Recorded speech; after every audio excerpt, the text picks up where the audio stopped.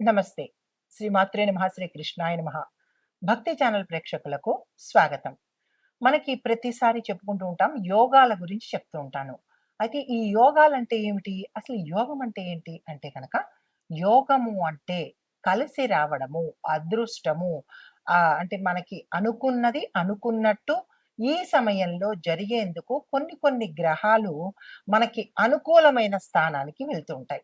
ఆ వెళ్ళే పరిక్రమలో ఇన్నాళ్ళు మనం బాధపడుతుంటాం. మేషాది ద్వాదశ రాశుల వారందరూ కూడా కొన్ని కొన్ని సందర్భాలలో విపరీతమైన బాధలు, కష్టాలు, నష్టాలు ఇలాంటివి అనుభవిస్తూ ఉంటారు.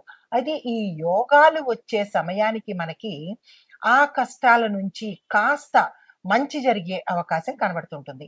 అయితే ఇవి ఏ ఏ గ్రహాలు కలిస్తే మనకి మంచి జరుగుతుంది అంటే కొన్ని కొన్ని మంచి శుభగ్రహాలు కనుక కలిస్తే మనకి విశేషమైన అన్‌ఎక్స్‌పెక్టెడ్‌గా మంచి జరిగే అవకాశం కనబడుతుంది. ఇన్నాళ్ళు మనం బాధలో ఉన్నా లేదంటే నిరాశ, నైరాశ్యము, నిస్పృహలో ఉన్నప్పుడు ఈ యోగాల యొక్క అంటే ఈ యొక్క గ్రహాల కలయికతో మనకి మంచి జరిగే అవకాశాలు ఎక్కువ శాతం ఉంటాయి. అందుకే మనం ప్రతిసారి దేనికైనా అంటుంటారు పెద్దలు, యోగం ఉండాలి, యోగం ఉండాలి అంటే. యోగము అంటే మనకి కలిసి రావడము, అదృష్టము అన్నమాట. అయితే ఇప్పుడు మనకి ఆగస్టు 5వ తారీఖు నుంచి అంటే మనకి జూలై నెలలో 16వ తారీఖు నుంచి మళ్ళా మనకి 17వ తారీఖు వరకు అంటే ఆగస్టు 17వ తారీఖు వరకు గురు ఆదిత్య యోగం కలుస్తోంది.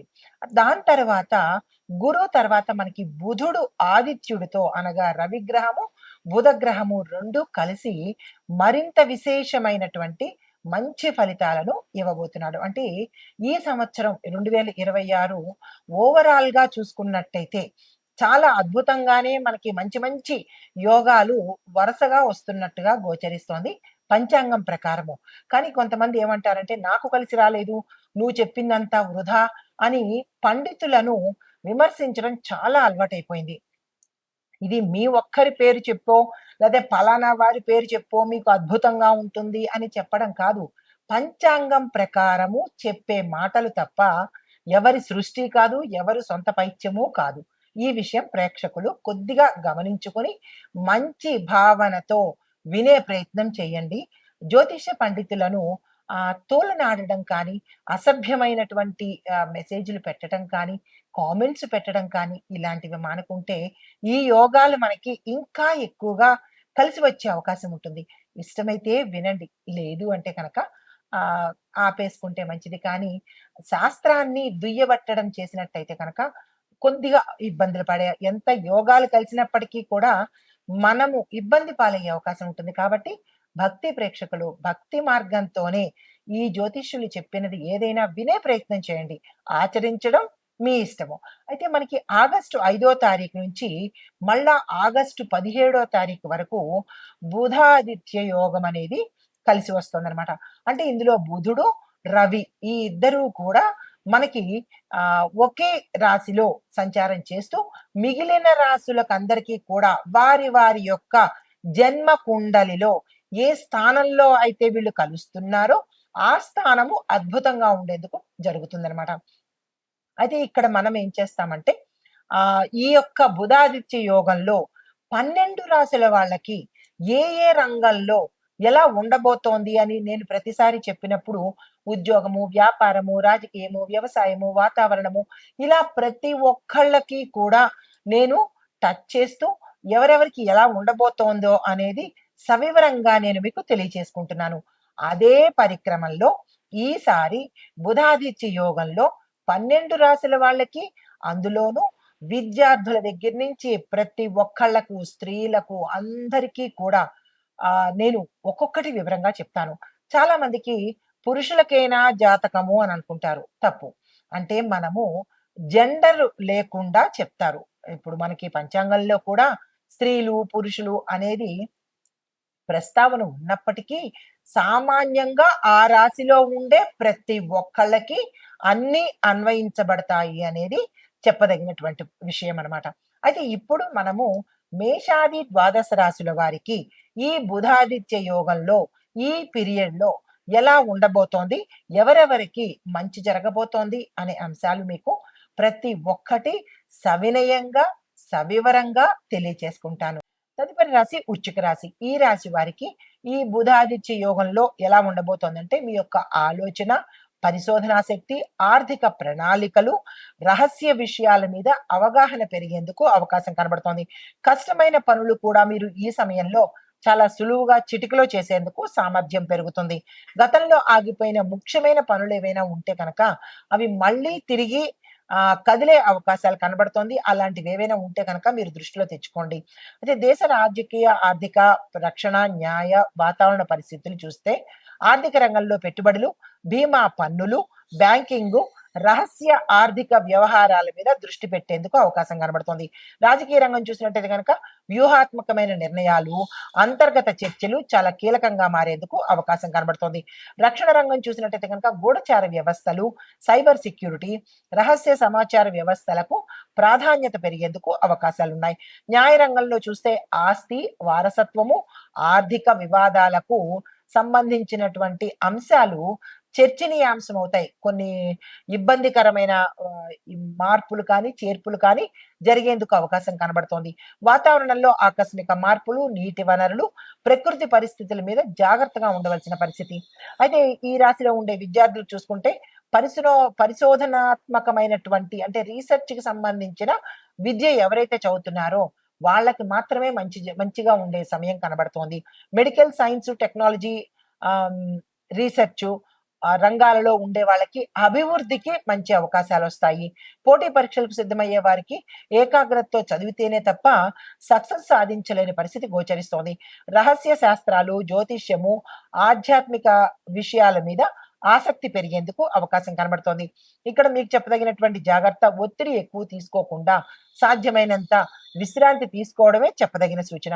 ఉద్యోగస్తులకు చూసుకుంటే కనుక ఉద్యోగంలో కీలకమైన బాధ్యతలు తీసుకోవాల్సిన పరిస్థితి, మీ ప్రతిభను నిశ్శబ్దంగా చూపించే అవకాశము, పరిశోధన, భద్రత, ఫైనాన్సు, టెక్నికల్ ఈ రంగాలలో పనిచేసే వాళ్ళకి డెవలప్‌మెంట్‌తో పాటు అంటే మీ యొక్క సాలరీ పెరగడము, ట్రాన్స్‌ఫర్స్ రావడము, కీలకమైన పదవులు తీసుకోవడము, ఇలాంటివి జరిగే అవకాశాలు కనబడుతున్నాయి. కార్యాలయంలో రాజకీయాలకు మీరు చాలా దూరంగా ఉండాలి. గాసిప్స్‌కి గాని, లేదంటే ఇతరత్ర రాజకీయాలకు గాని, ఉద్యోగంలో మీ చుట్టుపక్కల వాళ్ళతో జాగ్రత్తగా ఉండే ప్రయత్నం చేయండి.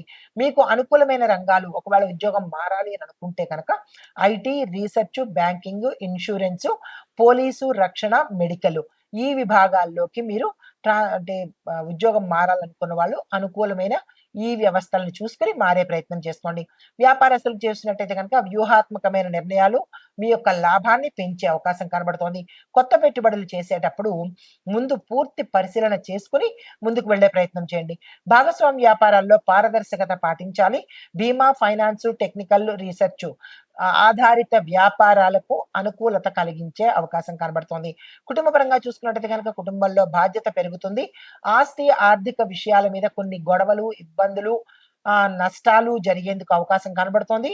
జాగ్రత్తలు తీసుకోండి. మీ మనసులో విషయాలను స్పష్టంగా చెప్పడం మంచిది. లేదు అంటే కనుక కొన్ని ఇబ్బందికరమైనటువంటి పరిస్థితులు కుటుంబంలోనూ, సామాజికంగాను, మీరున్న రంగంలోనూ కూడా పొందవలసిన పరిస్థితి ఏర్పడుతోంది. చాలా జాగ్రత్త, తస్మాత్ జాగ్రత్త.